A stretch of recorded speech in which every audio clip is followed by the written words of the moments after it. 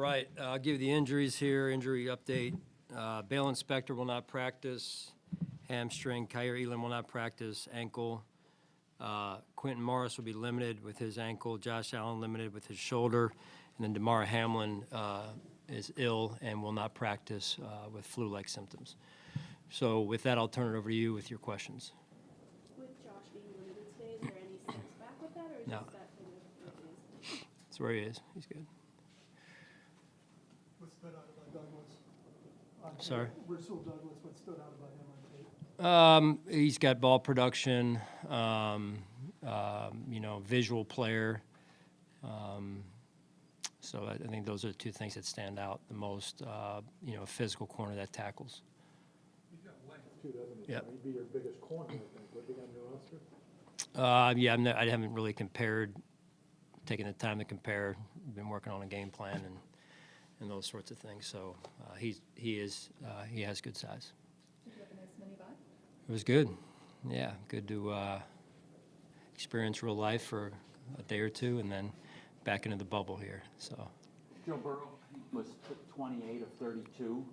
What did you think of watching their offense? It was impressive. Yeah, impressive against a very good defense. They moved the ball at will, pretty much run or pass. It was very impressive.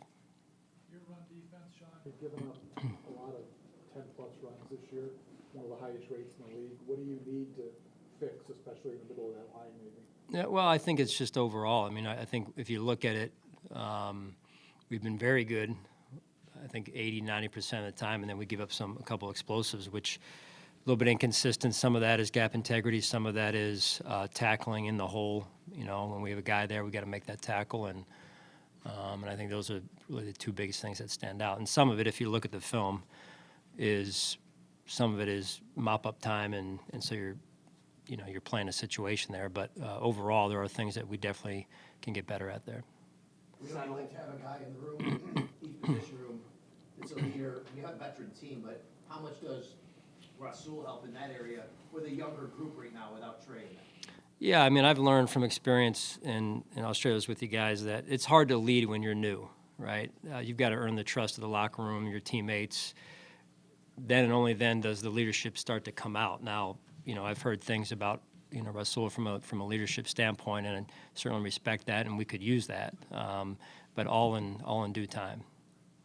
Brandon talked about his instincts as being kind of like a very attractive intangible about him that could help him, when you join the defense at this point of the season with kind of a lot on the line and recovering from the loss of a Trey White type player that could help him get up to speed more quickly. Is that something that was attractive to you? Yeah, I mean, instincts there's things when a player possesses instincts that you can't coach, right? And it does help them get up to speed a little bit quicker. I mean, this is a guy that's kind of got off to a little bit of a rocky start early in his career, and we've been around that before and helped players in that regard develop, and he's developed, it appears, and we're looking forward to working with him. I know it's a different season and different teams, but the way that the Bengals came out and established their rhythm and tempo, especially in how the playoff game began, is there anything that can carry over and maybe be a reminder to your team on getting out fast and knowing that how fast these guys came out and kind of put you on your heels? Yeah, they take a lot of pride in that, it appears. So you just, like any game, you want to come out and get off to a good start. Damar, going back to Cincinnati, I mean, presuming he's healthy, it's uplifting to triumph, right? Whether he's active or not, is that the emotional factor an issue, or is it strictly a football decision on whether he'll be active? Give me I'm not really following you. I mean, whether he is active for the game or not, he's been inactive a bunch of games. Is the emotional element potentially a factor, or is it just a football decision here? In terms of who dresses, Yeah. Strictly a football decision. Yeah. You Like it has been to this point. Right. That aside, do you think it would be, I don't know, again, emotion, who knows, but going back to that place for him, would that be maybe a tough ask, Sean? I know it's a big boy league. Would that be a tough ask if he has to go back on that field after what had just happened? Yeah, I mean, listen, we acknowledge as a team, right, what unfolded there, and I think we're all, as unfortunate as it was, we're so thankful that DeMar is in a good spot. I think we all learned a lot of valuable lessons from that on the individual level, to be grateful for every day, and then on a team level, and then on a league level, as well as just overall sports. And how you handle things, and I think there's a lot of valuable lessons that were taken out of that situation, and we're extremely grateful that DeMar is in a good spot. That said, we acknowledge it, but we've got a football game to play and a job to do. So that's what we're focused on right now. Sean, what can Leonard Fournette bring to your roster? Here's a guy that he has accomplished quite a bit in his career, and I think it's admirable that he still feels like he has goals that perhaps he wants to work towards, right, and achieve. And I think that's just being around him a little bit this morning, very little. Just I think that's admirable, and we'll see how he fits in and how he looks as we get on the field today. Sean, how much of an opportunity did you have to sort of self-scout with this little bit of a break at the midway point of the season? Or did you use that time more to prepare for the Bengals and the upcoming schedule, or kind of look at yourselves more often? Yeah, I think you take any extended period that you have to look at yourself first. I think that's powerful.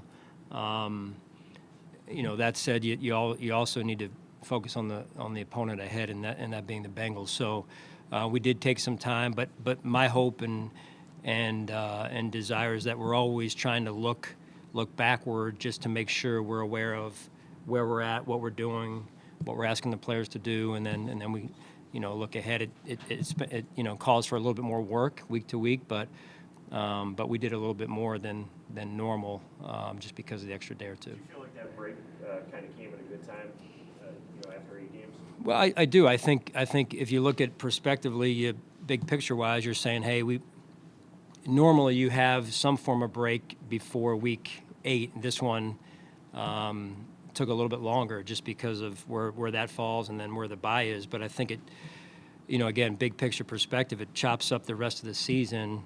We're in a 4-game window right now, and then we finish up with a 5-game window. So, I think that, being able to do what we were able to do, obviously we went through some challenging minutes and moments and adversity, but I think you learn about yourself. You get a little bit of a break this past week. We're into a 4-game stretch starting with Cincinnati, and then we go from there.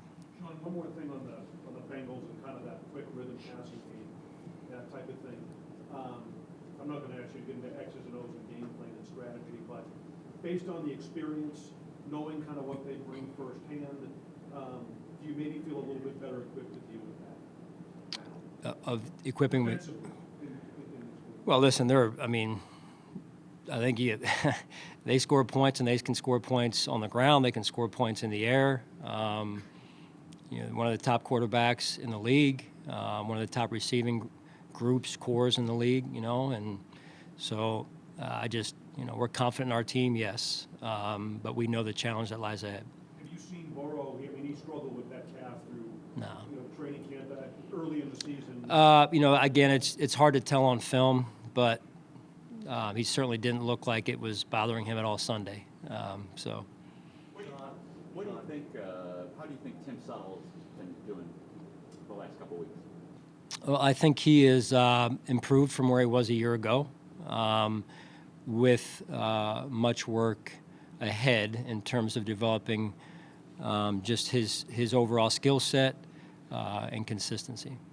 Sean, you have a lot of guys with playoff experience on the roster. I don't know how many guys with Super Bowl experience, but Douglas, both the guys you just added both won Super Bowls. Is there any difference when you get late in the postseason having those guys in the locker room who have gotten Lombardi trophies to their name? Right. No, there is. Kind of a experience. You've kind of been there and done that, and I think overall one of the keys of mental skill is trying to keep things in proper perspective, right? So what some people would consider a big game, because you've been in a Super Bowl, say, you're able to keep things in perspective of saying, hey, I've been in the biggest game, and so you can keep things in scale, and I think that helps to add to one's performance. So.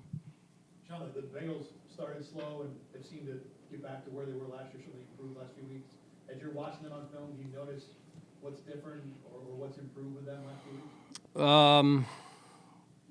You know, I don't think that the team we're seeing now is any different than the team we saw last year in terms of how they're playing. They're playing at a very high level on all three phases. I mean, they got good players, a heck of a roster. They've got good coaches that are putting them in position, and they're executing.